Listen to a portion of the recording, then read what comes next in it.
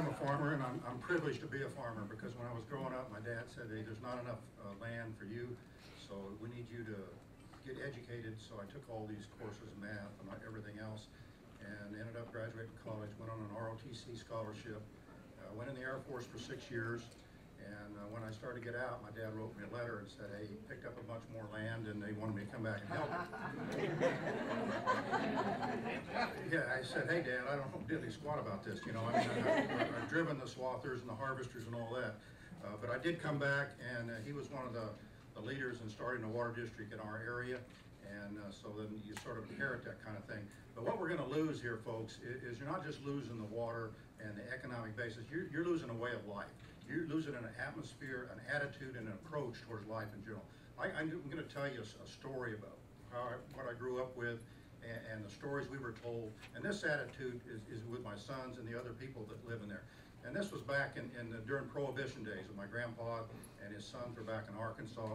And Grandpa had to supplement his farm income. Times were tough then too. So he was down in the bog, you know, doing what you do, making some moonshine. And the revenue agent came by, and the 4 boys, there was 9 kids and 4 more boys, there was on the porch there, and the revenue agent says, hey boys, where's your daddy? And well, they weren't any stool pigeons, but we can tell you, you know. He said, well, I'll give you $1 if you'll take me to your daddy. Well, that's a lot of money in those days.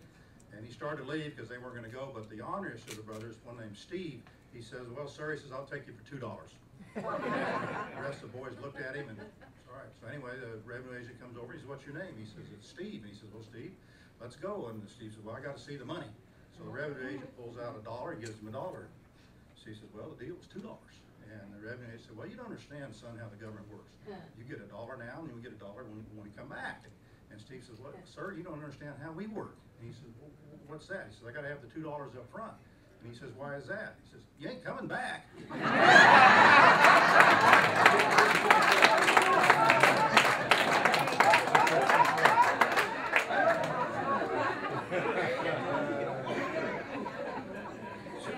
So that attitude of, and I got the same thing in the military. There's a statutory respect.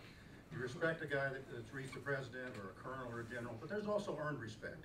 And if a guy doesn't have earned respect, as far as I'm concerned, he's not worth a lot. Okay, I don't care what your statutory position is. So the Bryant side, the east side, which is different from some of these other folks here, is 1 million acres on the east side of the San Joaquin Valley. There's an embedded communities of about 1.25 million people, and these cities are right in the agriculture area, and the surface water that's brought in from Bryant Dam, it sustains the underground. Most of these cities get their water from the underground. So you start taking this water away, it's going to hit the ag people, and it's also going to hit the urban people. And it's going to be a devastating thing on the east side. The same thing that's happened on the west side is going to happen on the east side. And I was part of the negotiations that put this San Joaquin River restoration thing together.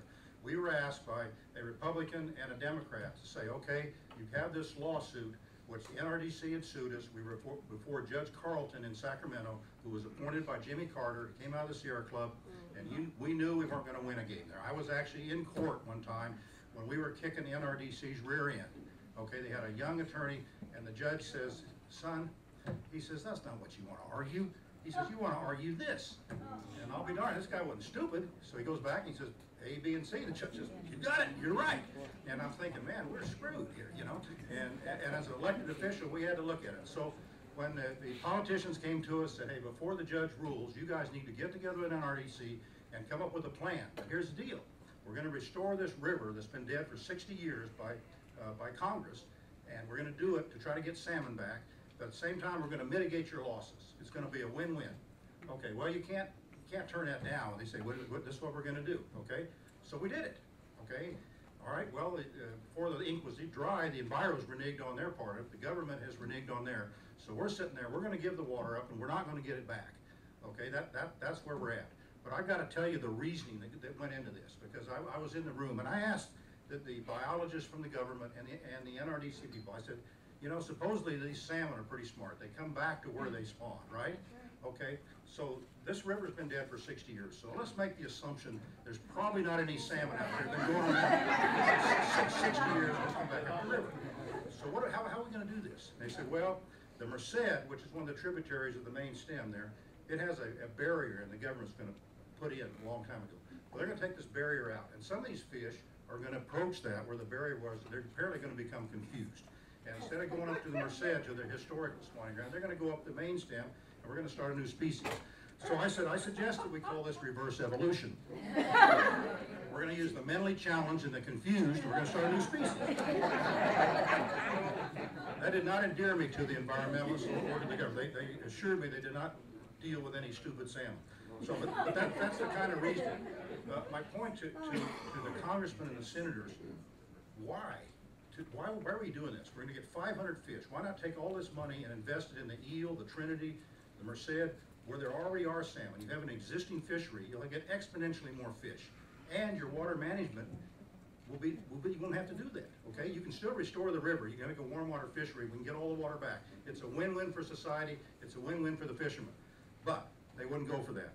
And that comes to my point here. I don't want anybody to misunderstand what's going on here. Yes, there are probably some environmentalists out there that really care about species, but I'm telling you what, these liberal politicians are using the Endangered Species Act and environmental laws on water to run us out of business. They run timber people out of business.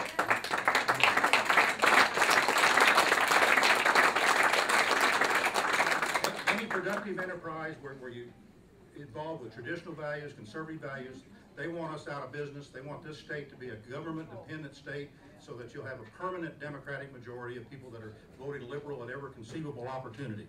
And I hope that the Republicans will stand up this time if they get in to do the right thing. My son, I have two sons working, and they're not altogether disappointed when I have to go speak somewhere, because then they can run the ranch without me bothering them. So, but yeah, my youngest one, I had to laugh at him the other day. Somebody asked, well, your dad does a lot of this water work. Is he a Republican or a Democrat? And he said, well, my dad gets talking, he's pissed them all off. So.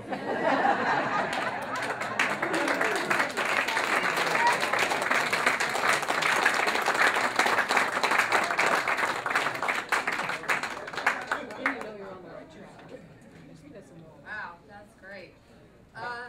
Okay, we're going to have questions and answers, and I see a hand up in the back. I have a quick question for Russ. If there's striped bass, they're restocking the striped bass because it dies in the urinated water. And I want to thank you for educating me about the polluted water, because I'm living in LA now with my dad he needs some help, and my brother and I are caring for him. And I can't drink the water down there anymore because you've tainted me. I have to go buy distilled water. That's the only thing I'll drink anymore because I know what's in it. But if they're restocking it and it eats the smelt, isn't it a predatory fish that eats it? So does that make any sense? If they find just four more smelts in the pumps, they're shutting it off completely. Completely. I mean, this is the absurd situation that we're in. These people, it is a secular religion. It is, absolutely.